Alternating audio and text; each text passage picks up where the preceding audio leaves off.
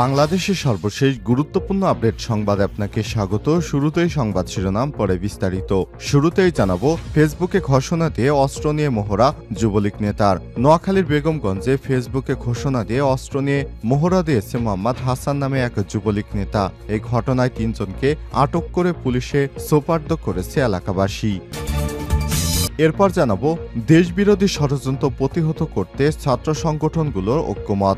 জাতীয় ছাত্র সংহতি সপ্তাহ উপলক্ষে বাংলাদেশ ইসলামী ছাত্র শিবির অন্য ছাত্র সংগঠনগুলোর নেতাদের সঙ্গে মতবিনিময় এবং প্রীতিভোজ অনুষ্ঠানের আয়োজন করে এতে উপস্থিত নেতারা দেশের চলমান সংকট মোকাবেলা, জুলাই গণহত্যার বিচার এবং জাতীয় ঐক্য সুসংহত করার বিষয়ে একমত হন।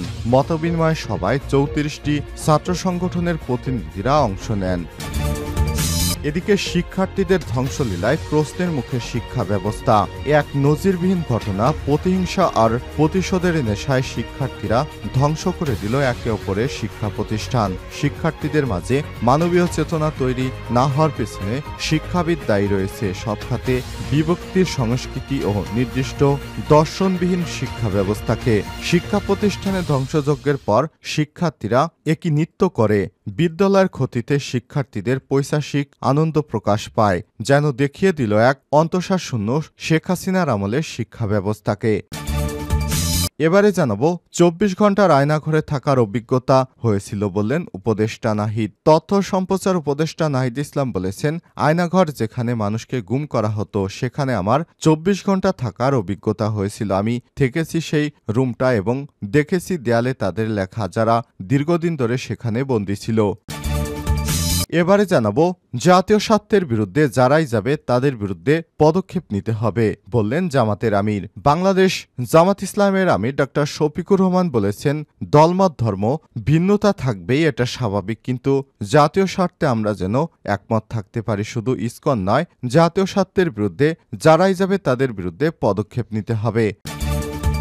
এবং সর্বশেষ জানাবো, আইনজীবী সাইফুল হত্যা, পুলিশের ডিসিওসিকে বদলি। চট্টগ্রামের আদালতে আইনজীবী সাইফুল ইসলাম আলিফকে হত্যাকাণ্ডে জড়িতদের বিরুদ্ধে গ্রেপ্তারে পুলিশের প্রাথমিক ব্যর্থতার অভিযোগে ডিসি মোহাম্মদ লিয়াকত আলী ও ওসি মোহাম্মদ ফজলুল কাদের চৌধুরীকে বদলি করা হয়েছে। আজ চট্টগ্রাম মেট্রোপলিটন পুলিশ সিএমপির কমিশনার হাসিব আজিজ স্বাক্ষরিত পৃথক বদলির আদেশে তাদের বদলি করা হয়। প্রিয় দর্শক, এতক্ষণ শুনছিলেন সংবাদ শিরোনাম, এবারে বিস্তারিত।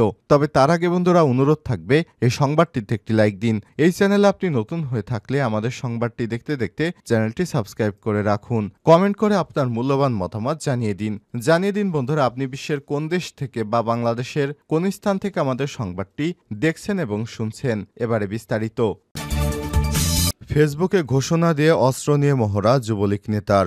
নোয়াখালীর বেগমগঞ্জে ফেসবুকে ঘোষণা দিয়ে অস্ত্র নিয়ে মহড়া দিয়েছেন মোহাম্মদ হাসান নামে এক যুবলীগ নেতা। এই ঘটনায় ৩ জনকে গ্রেপ্তার করে পুলিশে সোপর্দ করেছে এলাকাবাসী। বৃহস্পতিবার ২৮ নভেম্বর বিকেলে উপজেলার গোপালপুর ইউনিয়নের গোপালপুর বাজার এলাকায় এই ঘটনা ঘটে। হাসান ইউনিয়ন যুবলীগের সদস্য। আটককৃতরা হলেন উপজেলা সয়ানী ইউনিয়নের কালিকাপুর গ্রামের শওকত আলীর ছেলে মোহাম্মদ তারেক হোসেন ১৮, একই ইউনিয়নের ৮ নম্বর ওয়ার্ডের দোয়ালিয়া গ্রামের আব্দুল খালেকের ছেলে মোহাম্মদ সাকিব ২৪ ও গোপালপুর ইউনিয়ন মাবুল্লাপুর গ্রামের আব্দুল হকের ছেলে বাহারুদ্দিন ২৯। স্থানীয় একটি সূত্র থেকে জানা গেছে, যুবলীগ নেতা হাসান গত ৪ থেকে ৫ দিন আগে জেল থেকে ছাড়া পান। এরপর ফেসবুকে স্ট্যাটাস দিয়ে উপজেলার গোপালপুরের গাড়ি স্ট্যান্ড ও বাজার দখলের হুমকি দেন। বৃহস্পতিবার দুপুর 12:30টার দিকে বহিরাগতদের নিয়ে গোপালপুর বাজার এলাকায় অস্ত্র নিয়ে মোটরসাইকেলে মহড়া দেয়। এ সময় ফাঁকা গুলি ছুড়ে আতঙ্ক সৃষ্টি করে তারা। এক পর্যায়ে স্থানীয় লোকজন তাদের পাথর নিক্ষেপ করে এবং মারধর করে। একটি দেশীয় এলজি এবং ১ রাউন্ড কার্তুজসহ আটক করে পুলিশে সোপর্দ করে। গোপালপুর ইউনিয়ন যুবদল নেতা মঈনুদ্দিন বলেন, হাসান মোটরসাইকেল নিয়ে গোপালপুর বাজারে মহড়া দেওয়ার সময় গোপালপুর সরকারি প্রাথমিক বিদ্যালয়ের সামনে আমি তাদের মুখোমুখি হয়ে যাই। এ সময় তারা আমাকে লক্ষ্য করে গুলি ছোড়ে। করে। এর আগে গোপালপুর ইউনিয়ন ছাত্রদলের সাধারণ সম্পাদক মহসিনকে কোমরে অস্ত্র ঠেকিয়ে হত্যার হুমকি দেয়। পরে স্থানীয় লোকজন তাদের মারধর করে অস্ত্রসহ পুলিশে সোপর্দ করে। অভিযোগের বিষয়ে জানতে মোহাম্মদ হাসানের মুঠোফোনে একাধিকবার কল দিলেও সেটি বন্ধ পাওয়া যায়। বেগমগঞ্জ থানার ওসি মোহাম্মদ লিটন দেওয়ান বলেন, খবর পেয়ে পুলিশ তাৎক্ষণিক ঘটনাস্থলে যায়। ওই সময় এলাকাবাসী ৩ জনকে অস্ত্রসহ পুলিশে সোপর্দ করেছে। আটককৃতদের মধ্যে বাহার গুরুতর আহত। প্রাথমিকভাবে ধারণা করা হচ্ছে তাকে গণপিটুনি দেওয়া হয়েছে। তাকে উন্নত চিকিৎসার জন্য ঢাকায় পাঠানো হয়েছে। দেশবিরোধী ষড়যন্ত্র প্রতিহত করতে ছাত্র সংগঠনগুলোর ঐক্যমত। জাতীয় ছাত্র সংহতি সপ্তাহ উপলক্ষে বাংলাদেশ ইসলামী ছাত্র শিবির অন্যান্য ছাত্র সংগঠনগুলোর নেতাদের সঙ্গে মতবিনিময় ও প্রীতিভোজ অনুষ্ঠানের আয়োজন করে। এতে উপস্থিত নেতারা দেশের চলমান সংকট মোকাবেলা, জুলাই গণহত্যার বিচার এবং জাতীয় ঐক্য সুসংহত করার বিষয়ে একমত হয়েছেন। মতবিনিময় সভায় ৩৪টি ছাত্র সংগঠনের প্রতিনিধিরা অংশ নেন। বৃহস্পতিবার ২৮ নভেম্বর সন্ধ্যায় ৬:৩০টায় শুরু হয়ে রাত ১০টায় শিবিরের কেন্দ্রীয় কার্যালয়ে সভাটি অনুষ্ঠিত হয়। শিবিরের দপ্তর সম্পাদক নুরুল ইসলামের সঞ্চালনায় সভায় সভাপতিত্ব করেন ছাত্র শিবিরের কেন্দ্রীয় সভাপতি মঞ্জুরুল ইসলাম। সভায় অংশগ্রহণকারী নেতারা বলেন, জুলাই গণহত্যার দ্রুত বিচার এবং জাতির ঐক্যকে বিনষ্টকারীদের দেশবিরোধী ষড়যন্ত্রগুলো প্রতিহত করা সহ ছাত্র সমাজের বিভিন্ন দায়িত্ব রয়েছে। ঐক্যবদ্ধভাবে ছাত্র সমাজই পারে একটি ন্যায়ভিত্তিক, ইনসাফপূর্ণ ও বৈষম্যহীন সমাজ প্রতিষ্ঠা করতে এবং অপশক্তির বিরুদ্ধে প্রতিরোধ গড়ে তুলতে। সময় তারা বলেন, শিক্ষার্থীদের ভবিষ্যৎ নিরাপদে রাখতে এবং তাদের স্বাধীনতা এবং সার্বভৌমত্ব রক্ষা করতে ছাত্র সমাজকে ঐক্যবদ্ধভাবে ভূমিকা পালন করতে হবে।